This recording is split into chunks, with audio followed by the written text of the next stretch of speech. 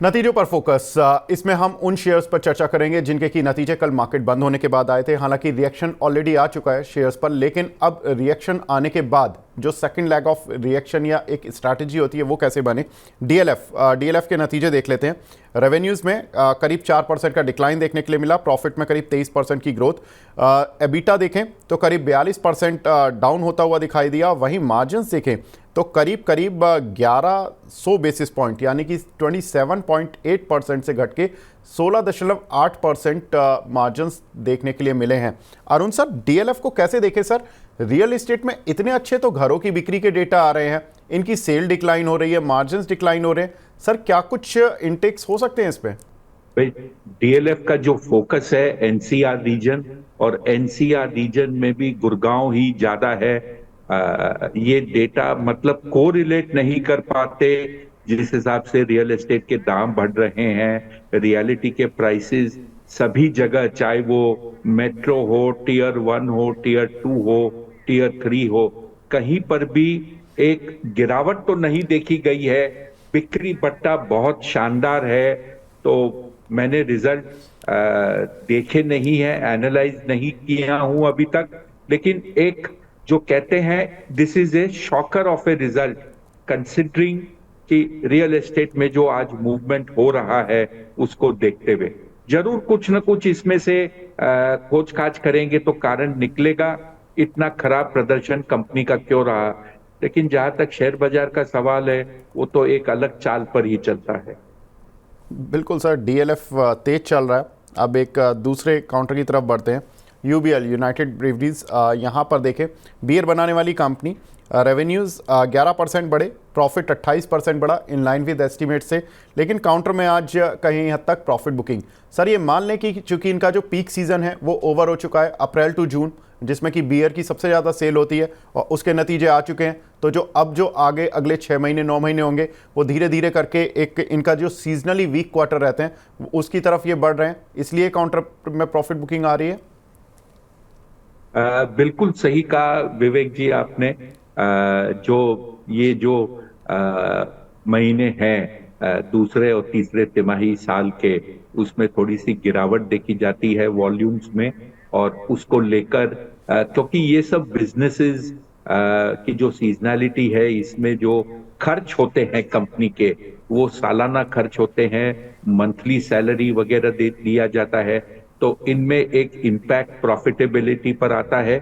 तो जैसे आपने ठीक कहा कि कुछ ना कुछ प्रॉफिट टेकिंग आज शुरू हुई है अच्छे नतीजे के बाद, और हो सकता है ये शेयर सबड्यूड रहे अगले कई महीने तक। बिल्कुल। Next counter sir Tech Mahindra, यहाँ पर नतीजे देखें तो अच्छे, लेकिन 700 पॉइंट निफ्टी आईटी अप, लेकिन उसके बावजूद काउंटर में गिरावट। सर कैसे रीड करना चाहिए? रेवेन्यूज़ में करीब 1% का जंप देखने के लिए मिला, वहीं प्रॉफिट में 30% का जंप टेक महिंद्रा के नतीजों में देखने के लिए मिला। मुनाफा इनका 664 करोड़ से बढ़कर 865 करोड़, लगभग 200 करोड़ बढ़ा, लेकिन उसके बावजूद प्रॉफिट बुकिंग यहाँ पर कैसे देखना चाहिए सर? विवेक, अगर आप ध्यान दें, टीसीएस के नतीजे के बाद आईटी शेयरों में एक बहुत बड़ी तेजी का दौर आया था। हालांकि उस समय जो नतीजे आए थे उनमें ऐसा कोई रुझान नहीं दिख रहा था। शॉर्ट कवरिंग थी बाजार में, जिसने बाजार को, आईटी क्षेत्र को बहुत बड़ी तेजी दी। इन्फोसिस के समय वही दोहराया गया। मेरे ख्याल से अब जो रनअप आईटी में आ सकता था नतीजे आने के पहले भी टेक महिंद्रा में, क्योंकि दिग्गज के समय मार्केट में रनअप हुआ, अब इसे पब्लिक एक अपॉर्चुनिटी ले रही है बेचने के लिए। मेरे ख्याल से टीसीएस के रिजल्ट के पहले और आज का अगर आप दौर देखें तो टेक महिंद्रा में भी एक बहुत अच्छा रनअप देखने को मिल चुका है।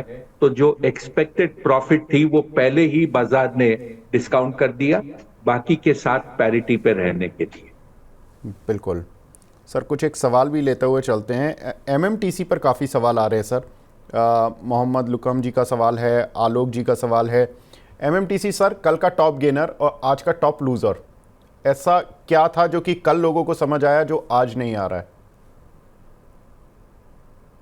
सबसे बड़ी बात विवेक ये है कि कल एक्सपायरी था और आज पहला दिन है, तो जहां पर भी काउंटर में थोड़ी सी बिल्डअप लॉन्ग साइड या शॉर्ट साइड होती है, आजकल जो कहते हैं आखिरी दिन जो होता है सीरीज का, वो कत्ल की रात होती है। अगर उसमें शॉर्ट पोजीशन बिल्ड हो गई तो जो शॉर्ट है उनको कटाओ, जिससे कि वो बिना मतलब सोचे समझे उनको वो 3.5 का गिलोटीन दिखता है और वो मेकअप कर लेते हैं। अगर पब्लिक बहुत ज्यादा लॉन्ग हो चुकी है। चलिए, तो लगता है केजरीवाल सर का अभी यहाँ पर कुछ इंटरनेट कनेक्शन में एरर आया है, जिसकी वजह से उनसे संपर्क नहीं हो पा रहा है। नेक्स्ट रिजल्ट की तरफ बढ़ते हैं। मोतीलाल ओसवाल फाइनेंशियल, यहाँ पर कंपनी के नतीजे आते हुए दिखाई दिए। रिजल्ट्स में अगर देखें तो रेवेन्यूज़ में 67% का जंप देखने के लिए मिला, वहीं प्रॉफिट में करीब 81% की ग्रोथ देखने के लिए मिले। तो काफ़ी शानदार नतीजे ऑन स्क्रीन देखने के लिए मिल रहे हैं। काउंटर अगर पिछले 5 दिन में देखें तो करीब 10% चला भी है। अगर आप इसको कंपेयर करें बाकी इसके पीयर से, लाइक एंजल वन, इंडिया इन्फोलाइन सिक्योरिटीज़, एमके, एडलवाइस, उनमें कहीं भी इस तरह की ग्रोथ नहीं है कि कोई भी काउंटर 5 दिन में 10% चला हो। लेकिन ये काउंटर ऐसा है जहां पर कि एक अच्छा उछाल देखने के लिए मिला। सर, आप एमएमटीसी पर बात कर रहे थे, पहले मैं उसको प्लीज़ कंटिन्यू कर लीजिए, उसके बाद हम मोतीलाल ओसवाल के रिजल्ट्स पर बात करेंगे। तो एमएमटीसी की जो अपन ने बात की थी उसमें अगर आप देखें कि एक्सपायरी जब आती है उस दिन इरेशनल मूवमेंट देखा जाता है बाजार में, टेक्निकल पोजीशन जो आउटस्टैंडिंग होती है उसको लेकर। जी। Last day of the series और पहले दिन ऑफ द सीरीज आर जैसे कि ये दो अलग प्लैनेट है, तो मेरे ख्याल से उसका मूवमेंट कहीं पर भी उससे कोई स्पष्टीकरण, कोई ट्रेंड सेटर या इंडिकेशन नहीं मानना चाहिए। पहले दिन सीरीज की एक नई सीरीज है और उसको नई सीरीज से ही वहां पे नया ट्रेंड क्या होगा वो सोचना चाहिए। बिल्कुल। सर, मोतीलाल ओसवाल, इसके रिजल्ट्स आए हैं और 67% रेवेन्यूज़ में और प्रॉफिट में 81% का जंप। एज़ कम्पेयर टू अगर मैं अदर पीयर्स देख रहा हूँ इसके, एंजल वन और जो भी ब्रोकिंग से जुड़ी कंपनीज़ हैं, उन पर थोड़ा सा प्रेशर बना। रिजल्ट्स उनके भी ख़राब नहीं थे, क्यू ऑन क्यू जरूर फ्लैट थे on the negative side, but उनके रिजल्ट्स के बाद काउंटर नहीं चले। कारण सिंपल थे सर, जिस तरह से सेबी कड़ा रुख अपना रहे हैं, गवर्नमेंट लगातार कैपिटल गेन टैक्स बढ़ा रही है, और अगर हम देखें तो तमाम तरह की रेस्ट्रिक्शंस डिस्काउंट ब्रोकिंग को लेकर भी बनी। कैसे देख रहे हैं सर मोतीलाल ओसवाल फाइनेंशियल को? देखिए, प्रदर्शन अच्छा है, लेकिन ऐसा लगता है जिस हिसाब से एफ&ओ के ऊपर में सेबी, आरबीआई और वित्त मंत्री तीनों की निगाह है कि इसको कहीं ना कहीं कंट्रोल किया जाए। मेरे ख्याल से ये एक ऐतिहासिक परफॉर्मेंस हो जाएगा और अब आगे जाकर जो इस टाइप का प्रदर्शन देखने को मिला है वो शायद कहीं ना कहीं कुछ उसमें कटौती हो, क्योंकि एफ&ओ के वॉल्यूम्स, टर्नओवर, कहीं ना कहीं रिस्ट्रिक्शंस इस तिमाही में अवश्य आ जाएंगे। मेरे ख्याल से सबसे पहले जो आएगा वो है लॉट साइज के ऊपर में, और दूसरा जो आएगा कहीं ना कहीं नेटवर्क रिक्वायरमेंट उन लोगों की जो एफ&ओ में पोजीशन ले रहे हैं। तो ये दो चीज आने से कहीं ना कहीं कुछ वॉल्यूम में मेरे ख्याल से कटौती देखने को अवश्य मिलेगी, जब भी ये पैरामीटर सेट होते हैं उसके बाद। बिल्कुल सर, एक इम्पॉर्टेंट काउंटर जिसको आप काफ़ी क्लोजली देखते हैं, जुपिटर वैगन, इसके भी कल रिजल्ट्स आते हुए दिखाई दिए। रेवेन्यूज़ में 17% का जंप देखने के लिए मिला, वहीं प्रॉफिट्स में देखें तो 46% की ग्रोथ आती हुई दिखाई दी है। 63 करोड़ से बढ़कर प्रॉफिट 92 करोड़ और रेवेन्यूज़ 753 करोड़ से बढ़कर 880 करोड़। सर, कैसे देखना चाहिए अब इस काउंटर को? इस पर सवाल भी काफ़ी आ रहे हैं आज जुपिटर वैगन पर। इसमें एक अच्छा खासा रनअप हुआ था, जिसके बाद कंपनी ने एक QIP करी और 1000 करोड़ से कुछ कम जुटाया भी था। उसके बाद एक करेक्शन आया, नतीजे आए। मेरे ख्याल से ये करेक्शन के बाद में और नतीजे के घोषित होने के बाद ऐसा लगता है कि शेयर एक नया बेस 610 615 के आसपास बना चुका है और अब यहां से धीरे धीरे इसमें आपको मूवमेंट देखने को मिलेगी। कंपनी का अगर आप मीडियम टू लॉन्ग टर्म देखें तो मेरे ख्याल से काफी अच्छा इसका प्रदर्शन रहेगा। जिस हिसाब से ये एक्सपांशन कर रही है, और आप अगर देखें तो करीब ये 850 करोड़ का इस तिमाही में नतीजा है। सिंपल अगर आप इसको मल्टीप्लाई करें, क्योंकि ये सीजनैलिटी वाला काउंटर नहीं है, आप 3400-3500 करोड़ की ये कंपनी का सालाना टर्नओवर की बात कर रहे हैं। मुझे जी लगता है ये नंबर कुछ ना कुछ इससे ऊपर आएगा, क्योंकि इसने जो कई नए जो एडिशंस किए हैं इसके प्रोडक्ट लाइन में, वो धीरे धीरे इस साल में ऐड होंगे। तो जी। मेरे ख्याल से ये कंपनी एक अलग लीग में जा चुकी है, और आपके कई दर्शक जानते हैं कि इस शेयर को मैं 200 रुपए के करीब से रेकमेंड कर रहा हूं। बिल्कुल सर, मैं जानता हूं कि आप लगातार इस काउंटर पर 200 रुपये से रिकमेंड कर रहे हैं, और आपने अच्छे खासे अभी भी मतलब आई थिंक 850 या 900 की रेंज तक के आपने आई थिंक टारगेट्स दिए हुए हैं ऑन द हायर साइड। बिल्कुल बिल्कुल ठीक फरमाया आपने विवेक जी।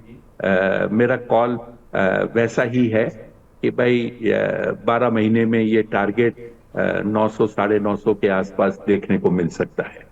बिल्कुल, तो यहाँ पर 900 की रेंज तक में सर ने टारगेट्स दिए हुए हैं। नेक्स्ट काउंटर की तरफ बढ़ते हैं, चेन्नई पेट्रो। यहाँ पर भी नतीजे देखने के लिए मिले सर। रेवेन्यूज़ में 2% का डिक्लाइन और प्रॉफिट में करीब 43% का डिक्लाइन ऑन क्यू बेसिस, क्योंकि जीआरएम्स की स्टोरी इन कंपनीज में काफ़ी प्रचलित रहती है, और जिस तरह से हमने देखा कि रिलायंस की भी जो इस बार नतीजे आए थे वो ऑयल एंड गैस बिजनेस की वजह से ही वीक देखने के लिए मिले थे, और सेम इस काउंटर पर भी हुआ। सर ये लगता है कि ये जीआरएम्स का एक आखिरी क्वार्टर है जहां पर की वीकनेस रहेगी, या यहां से कुछ रिकवरी होगी, या अभी जीआरएम्स का प्रेशर बना रहेगा? विवेक, जो ओएमसी पैक है भारतवर्ष में, जहां पे आप एचपी, बीपी और आईओसी को गिनते हैं, चेन्नई पेट्रोलियम इन तीनों कंपनियों से एक अलग है। ये एक स्टैंड अलोन रिफाइनरी है। इसका कोई मार्केटिंग आर्म नहीं है। ये माल बनाकर जो जो कहते हैं नाफ्ता को क्रैक करके, क्रूड ऑयल को क्रैक करके ये जो अलग पेट्रोलियम प्रोडक्ट्स बनाता है, ये ऑयल कंपनीज को बेच देता है। इसे मार्केटिंग करने का इसका कोई अनुभव नहीं है, कोई सेटअप नहीं है। इसके मार्जिन्स बाकी के तहत कुछ न कुछ बेटर है। इस कंपनी में जो आपको कई बार एक एबरेशन दिखता है प्रॉफिट लॉस का, जहां पे शार्पली बढ़ जाते हैं, वो एक ड्यूअल फैक्टर है, एक मार्जिन्स और दूसरा इन्वेंट्री गेन या लॉस। तो अगर आप देखें तो क्रूड के प्राइसेस काफी स्टेबल रहे हैं पिछले क्वार्टर में, तो उसके कारण कोई भी एक इन्वेंट्री गेन लॉस कुछ नहीं आया है। जैसे आपने कहा, आगे जाकर कुछ न कुछ क्रैक्स में, जिसे रिफाइनिंग मार्जिन्स कहते हैं, उसमें इंप्रूवमेंट देखने की संभावना है। वो जब होगी तो इसमें आपको एक बढ़त देखने को मिलेगी। मेरे ख्याल से ये शेयर एक्स डिविडेंड भी हुआ है हाल ही में, उसका भी एक इम्पैक्ट है, जहां पर ये शेयर थोड़ा सा गिरा है, क्योंकि इस कंपनी ने एक अच्छा खासा डिविडेंड दिया है, जो शायद एक्स डिविडेंड हुआ है अभी। बिल्कुल सर, कुछ एक कंपनीज के नतीजे चूंकि आज और कल में देखने के लिए मिलेंगे, उसमें इम्पॉर्टेंट है पीपीएल फार्मा, पिरामल फार्मा, जहां पर कि अच्छे नतीजों की उम्मीद है, और दूसरा है बंधन बैंक, जहां पर कि अच्छे नतीजों की उम्मीद है। लेकिन काउंटर में पीपीएल तो चला है, लेकिन बंधन नहीं चला है। बंधन इनफैक्ट अभी भी वीक है। कैसे देखना चाहिए सर? सर, बंधन बैंक एक बिग क्वेश्चन मार्क हो गया है। जब से उसके जो फाउंडर हैं वो उन्होंने अपने स्टेप डाउन करने की बात है। नई लीडरशिप अभी तक पूरी की पूरी कंट्रोल में नहीं आई है कंपनी की, और इस कंपनी में कई तरह से विवादित सवाल उठते हैं कि फ्यूचर क्या होगा। एवरग्रीनिंग का इशू चल रहा है, आरबीआई का कंपनी के ऊपर में एक ऑडिट चल रहा है, उस ऑडिट में क्या आएगा वो पता नहीं है। तो मेरे ख्याल से अगर आप इसमें निवेशित हैं तो आपको इसमें रुचि रखनी चाहिए। अदरवाइज जब तक इस शेयर में क्लैरिटी नहीं आए, नए निवेश के हिसाब से इस शेयर को अवॉइड करना चाहिए। जी, और सर पिरामल फार्मा यहाँ पर अच्छी स्ट्रेंथ बनी हुई है। कल मार्केट वीक था, मॉर्निंग के सेशन की बात कर रहा हूँ मैं, सेकेंड हाफ की बात नहीं कर रहा हूँ, तब भी ये काउंटर स्ट्रॉन्ग था। परसों भी इस काउंटर में स्ट्रेंथ थी, लगातार 3-4 दिन से इस काउंटर पर स्ट्रेंथ बनी हुई है जब जब मार्केट वीक भी हो रहा है। फार्मा से वैसे भी जुड़ी कंपनी है, नतीजे अच्छे आने की उम्मीद है। सो फार स्ट्रीट एक्सपेक्ट कर रहा है 100% 200% की रेंज तक के एस्टिमेट्स आ रहे हैं ग्रोथ के। कैसे देख रहे हैं सर? फार्मा सेक्टर जो एक तरह से डिफेंसिव सेक्टर भी माना जाता है, उसका प्रदर्शन अभी तक जितने नतीजे आए हैं वो अच्छे रहे हैं। उम्मीद यही जताई जा रही है कि फार्मा में वापस एक बार जो ग्रोथ मिसिंग थी पहले वो आ रही है। अगर आप देखें, एक इश्यू हाल ही में लिस्ट हुई है फार्मा की, एमक्योर, और एक इश्यू अगले सप्ताह में खुल रही है, एकम्स।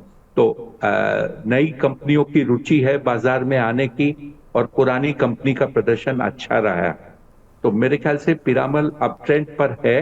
हो सकता है जैसे हर बार देखा जाता है, अच्छे नतीजे पे शेयर में प्रॉफिट बुकिंग आती है और वो जो एक बहुत पुरानी कहावत है, by the rumour cell the fact, वो भी इसमें देखने को मिले, लेकिन ट्रेंड बरकरार रहनी चाहिए। बिल्कुल। तो नतीजों पर फोकस किया, उन नतीजों पर जिनके नतीजे आ चुके हैं और जिनके आने वाले हैं।